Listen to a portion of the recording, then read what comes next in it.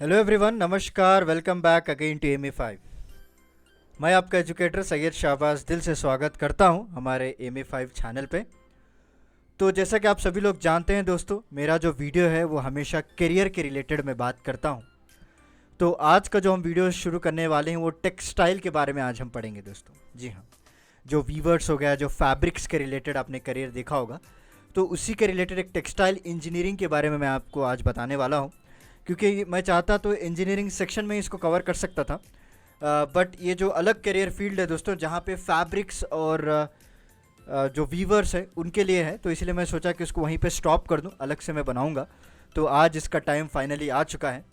तो चलिए शुरू करते हैं। जिस तरह हम पैटर्न फॉलो करते हैं, इसका definition, course and duration, eligibility, admission, salary, सारा कुछ मैं आपको डिस्कस करने वाला हूँ। शुरू करने से पहले एक छोटी सी रिक्वेस्ट है कि आप हमारे चैनल को प्लीज़ लाइक, शेयर और सब्सक्राइब कीजिएगा एंड नोटिफिकेशन बेल आइकॉन को भी ऑन कर लीजिए, ताकि जितने भी इंपॉर्टेंट वीडियोस हैं वो आपको टाइम टू टाइम अपडेट मिलते रहेंगे, मेरे द्वारा, विकास जी के द्वारा और अभिषेक सर जो डाल रहे हैं वीडियोस उनके भी। तो let's start with the basic definition. देखिए, टेक्सटाइल इंजीनियरिंग एक साइंस का ही सब्जेक्ट है। ऑब्वियसली इंजीनियरिंग जो है, it deals with all activities and methods which are involved in the process of textile manufacturing दोस्तों। सो जो भी मैन्युफैक्चर किए जाते हैं टेक्सटाइल के रिलेटेड, जो एक्टिविटीज़ है, जो मेथड्स हैं, तो all the kind of things which you have involve in this, it's related by textile engineering, right? As we know that there are thousands of textile mills across the country and it plays a very important role in the growth of Indian economy, okay? Because अब सभी लोग जानते हैं कि किस तरह से two types of textile sectors है हमारे इंडिया में। एक तो हैंडलूम सेक्टर हो गया और दूसरा मैकेनाइज्ड सेक्टर हो गया दोस्तों। और गवर्नमेंट ने भी कई तरह के स्कीम्स निकाले हैं टेक्सटाइल इंडस्ट्रीज़ को आगे बढ़ाने के लिए, उसके ग्रोथ के लिए। टेक्सटाइल पार्क्स बनाने शुरू हो चुके हैं हमारे इंडिया में, राइट? तो कोर्सेज एंड ड्यूरेशन की बात करें, यहाँ पे आपको 4 तरह के कोर्सेज देखने को मिलेंगे। पहला जो है आपको पॉलिटेक्निक या फिर डिप्लोमा कोर्स इसे कहा जाता है, जो कि 3 साल का ड्यूरेशन होता है दोस्तों, जो 10+2 के बाद आप इसमें कर सकते हैं। And diploma in textile technology हो गया या फिर डिप्लोमा इन फैब्रिकेशन टेक्नोलॉजी आप कर सकते हैं।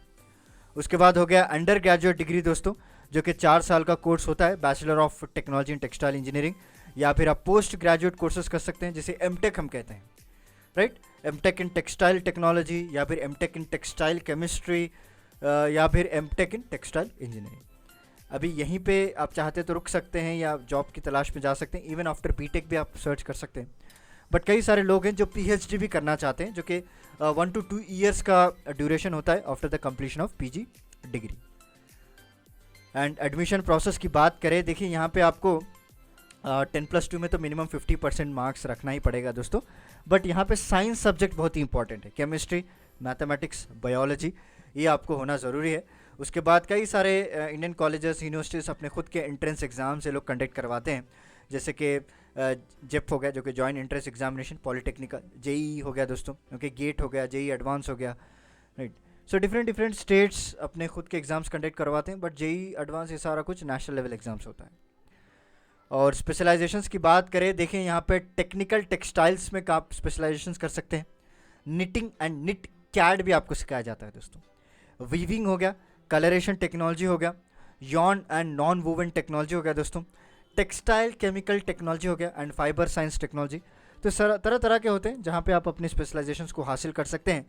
एंड मेन मुद्दे की बात करें, जो जॉब्स एंड करियर होता है दोस्तों, देखिए टेक्सटाइल इंजीनियर्स आजकल बहुत ही हाई डिमांड में चल रहे हैं, क्योंकि गवर्नमेंट का सपोर्ट फुल मिल रहा है उनको in both public as well as private sector. कई तरह के टेक्सटाइल पार्क्स भी बनाए जा रहे हैं, जैसे मैंने आपको स्टार्टिंग में कहा था।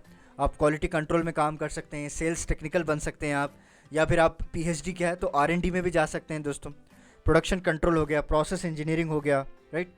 कॉरपोरेट मैनेजमेंट, प्लानिंग, तरह तरह के मशीनरीज में आप जा सकते हैं, राइट? तो आने वाले फ्यूचर इनका ब्राइट होने वाला है, क्योंकि गवर्नमेंट अभी रिसेंटली 7 टेक पार्क्स को, जो टेक्सटाइल पार्क्स है, उसको भी ग्रांट कर दिया गया है इंडिया में। एंड जॉब प्रोफाइल्स की बात करें तो टेक्नोलॉजीज, रिसर्च, प्रोसेस इंजीनियरिंग और operation training, sales manager, development engineering, तो तरह तरह के जॉब प्रोफाइल्स है दोस्तों, जहाँ पे आप अपने जॉब को परस्यू कर सकते हैं। एंड रिक्रूटर्स की बात करें, देखिए यहाँ पे कई सारे रिक्रूटर्स होते हैं। मैसूर सिल्क फैक्ट्री हो गया, okay, Grasim industries, Bombay dyeing, अपने नाम सुना होगा, फैब इंडिया, बहुत ही फेमस कंपनी है, अरविंद मिल्स हो गया, okay, JCT limited, Reliance textile. तो तरह तरह के रिक्रूटर्स हैं जो टाइम टू टाइम हायर करते रहते हैं दोस्तों। And last but not the least, salary. जी हाँ दोस्तों, कितना पैसा मिलेगा इस जॉब में। देखिए गवर्नमेंट सेक्टर में अगर आप जा रहे हैं तो फ्रेशर को मिनिमम 10 to 12,000 पर मंथ मिलेगा। प्राइवेट सेक्टर में आपको 15 से 25,000 कमा सकते हैं। But as your practical experience increases, as your skill increases, अगर आपको 2 साल का एक्सपीरियंस भी हो जाए तो it will go up to 5 to 6 lakh per annum दोस्तों, समझ रहे। So you can earn beyond the limits also.